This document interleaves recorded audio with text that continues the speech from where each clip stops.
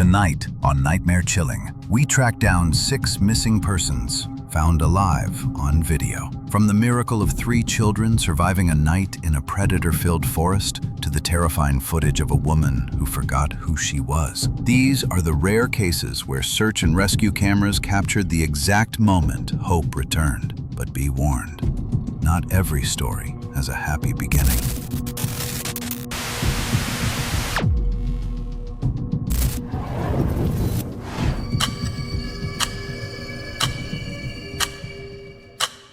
Portland, Maine, May 27, 2013. Around 4 p.m., a 73-year-old man named Robert McDonough walked out of his house and never came back. Elderly disappearances are already frightening on their own, but Robert's case carried an additional layer of terror. He was living with dementia. For anyone unfamiliar with the condition, dementia systematically destroys a person's ability to remember, think, and recognize the world around them. Names vanish.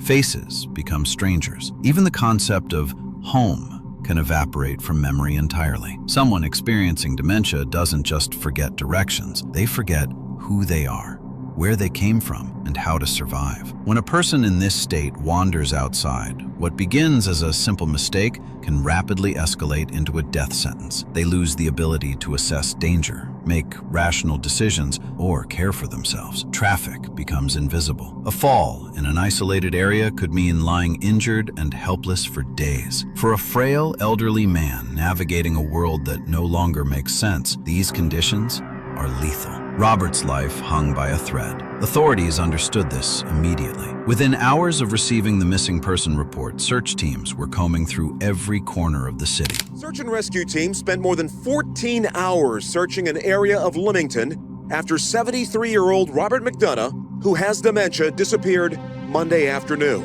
Around 6 a.m., search teams were briefed and started to intensify their effort. It was going into the second operational period, which means we're starting to ramp up, using a lot of GPS technology. Well, again, we'd have our pilots, we'd have ATVs, canines. Finding him wasn't going to be simple. Searching for someone with dementia is fundamentally different from searching for someone who simply wandered off. People with dementia often don't realize they're lost at all. They walk in circles. They retrace meaningless paths. Confusion sends them in unpredictable directions, far from anywhere logical. 14 hours into the search, something unexpected happened. May 28th, 6:30 a.m. A local Portland news reporter was filming a segment about Robert's disappearance on a street corner when an elderly man suddenly walked directly into the shot.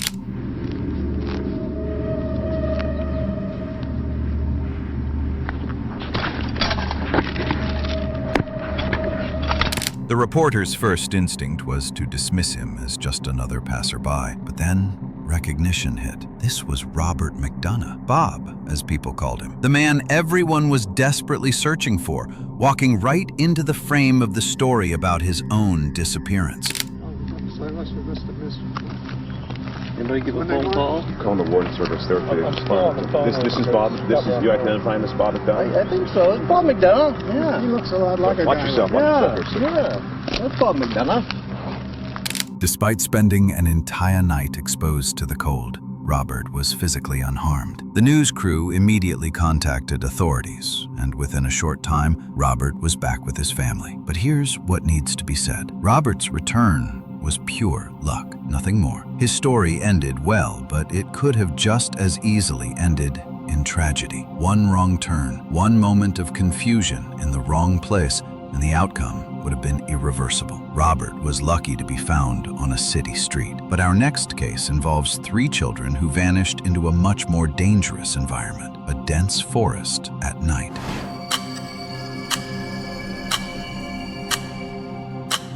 September 30th, 2021, around 8 p.m. 3 children, 2 6-year-olds and 1 7-year-old, were reported missing in the Flamingo Lake neighborhood of Montgomery, Texas. According to their parents, the kids had entered Sam Houston National Forest, strayed from the main trail, and wandered off to play near a creek. They never came back. Once the disappearance became public, authorities deployed a massive search operation. Helicopters, tracking dogs, drones, off-road vehicles, and hundreds of officers from multiple agencies. The next morning, someone who knew the forest well decided he couldn't just wait. An anonymous Good Samaritan ventured into the wilderness alone, determined to find them. Around 9 a.m. on October 1st, he succeeded. He found the missing children and immediately called 911. Watch the body cam footage. Come on, can y'all come to me? Come to me. Yeah, come to me. There's an opening right here. Come on, kids, come to me. Wouldn't let me in over here last night, so I just took off around the back. I've been looking all night long. Yes, sir. I have all Jesus three is good, children. ain't he? Ain't Jesus good? He's good. Kids, I'm the police. Are y'all ready to get out of the woods? Come on, man. buddy. Let's get out of here. You got cheeseburgers in your car? We're going to get something to eat. Okay? You want to hold my hand? We'll get out of here? The kids were discovered just over a mile from where they'd entered the woods, but they'd been missing for more than 24 hours. Understandably, they were hungry. As details later emerged, the children had spent the entire night in the forest, sheltering beneath a fallen tree. That's why their hair was full of leaves and branches in the footage. They'd literally been sleeping under debris to stay warm. Here, let's pick this. Grab hold of that. There you go. You're really strong. Am I really strong? I think Lose your shoe? I got you. Despite minimal shelter and no food for an entire day, the children seemed remarkably upbeat as Sergeant Smith escorted them out of the woods. Toward the end of the video, he's seen guiding them toward a clearing where police vehicles are waiting. Thank you, fellas. Y'all got it? Come on, kids. Let's come out to the road.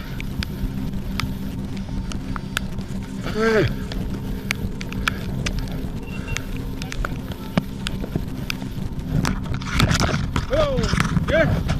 What? There you go, buddy. Look at you. You made it.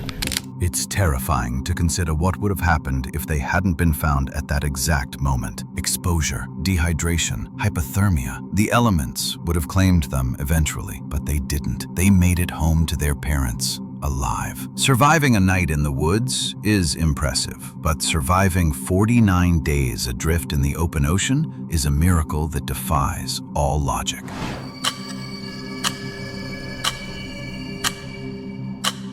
18-year-old Aldi Novel Adilang had spent 2 years working as a fisherman when 2018 brought him another 6-month assignment at sea. Nothing unusual, just routine work. July 14th shattered that routine permanently. A storm tore through the area with devastating force. The anchor holding his small fishing hut in place snapped like a twig. Within hours, he was drifting deep into the open ocean. No engine, no oars, just a wooden raft carrying him further from land with every wave. Supply boats were scheduled to deliver food and water every few days, but once the storm displaced him, those boats had no idea where to look. He started rationing immediately. The small food supply he had on board didn't last. Days passed. The food was gone. Fishing became his only option, catching whatever he could with his bare hands and eating it raw. Water presented an even worse problem. Eventually, desperation drove him to an unthinkable solution: drinking seawater filtered through his clothes to reduce the salt content. It barely helped. When his lamp ran out of fuel, he made another impossible choice. He began tearing apart his own shelter piece by piece just to keep a fire burning. 49 days passed. More than 10 large ships came within visible range during that time. Not a single one saw him. Alone, on the water, starving, dying slowly. Aldi admitted later that he reached a breaking point. There were moments when he considered ending it himself, but something kept him alive. He says it was prayer. Faith gave him strength when his body had none left. August 31st. The impossible became reality. A cargo ship heading to Japan spotted something in the water. They found Aldi, alive, drifting near Guam, more than 1,200 miles from his home in Indonesia. Aldi survived the ocean, but he knew exactly where he was. Our next case is far more unsettling. A woman found soaking wet with absolutely no memory of how she got there.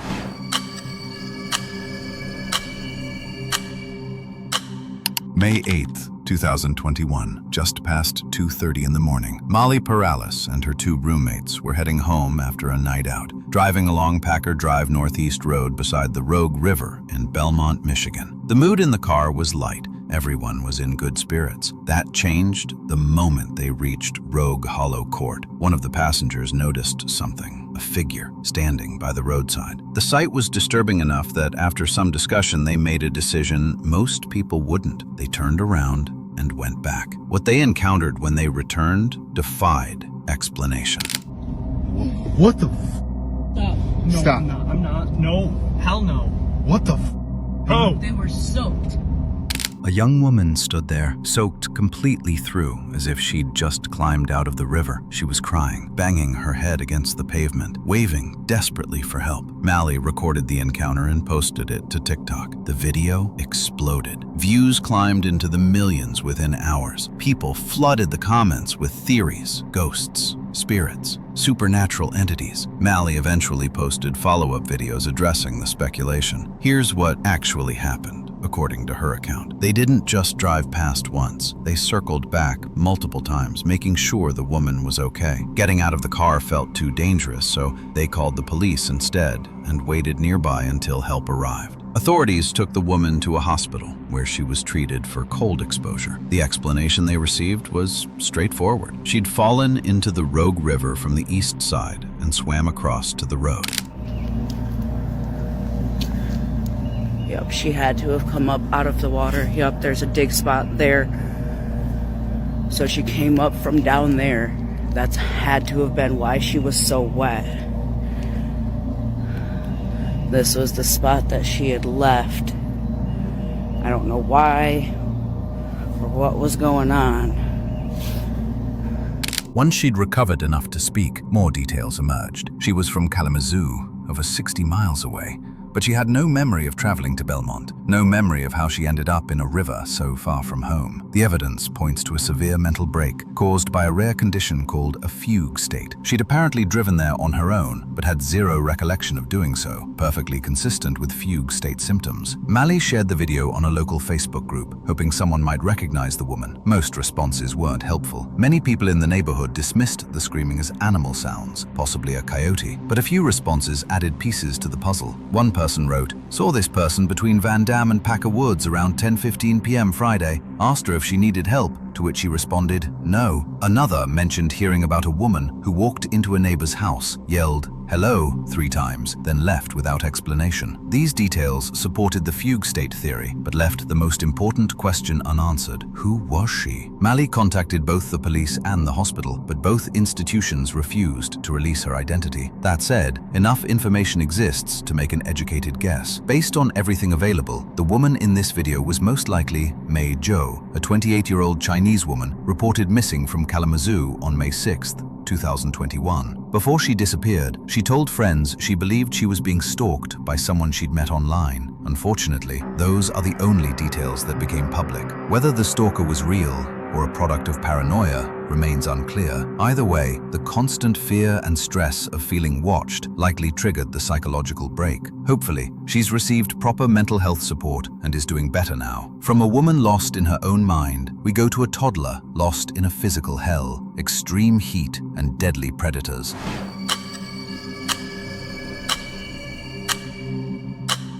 Two-year-old Cami Wicks had been missing for 6 hours before her mother finally reported it. The hotel sat near dense forest. Temperatures were climbing toward 40 degrees Celsius, over 104 Fahrenheit. Police immediately began searching the thick brush of the Brazilian savanna. They followed what appeared to be small footprints, but the vegetation was so dense that visibility dropped to almost nothing. You can see this clearly in the rescue video footage. 8 hours passed. The sun was setting. Hope was fading with the light, but the rescue team refused to stop. They moved in formation, calling her name over and over. The terrain forced them to push through undergrowth, crawling with thousands of snakes and spiders. Then they heard something, a cry, clear, desperate, unmistakable. They found her leaning against a tree, little Cami, dehydrated, exhausted, starving, but alive. Somehow, miraculously, she was unharmed. Where is she? Where is she? The child has been located. Police later revealed a disturbing detail. Cami hadn't gone missing that morning. She'd actually disappeared the night before. Her mother didn't report it until the following day. To this day, nobody knows what happened during those missing hours. How a 2-year-old survived an entire night alone in the wild remains unexplained. Our final case is the most chilling of all. A kidnapping that sparked a multi-state manhunt and ended with a rescue captured from thousands of feet in the air.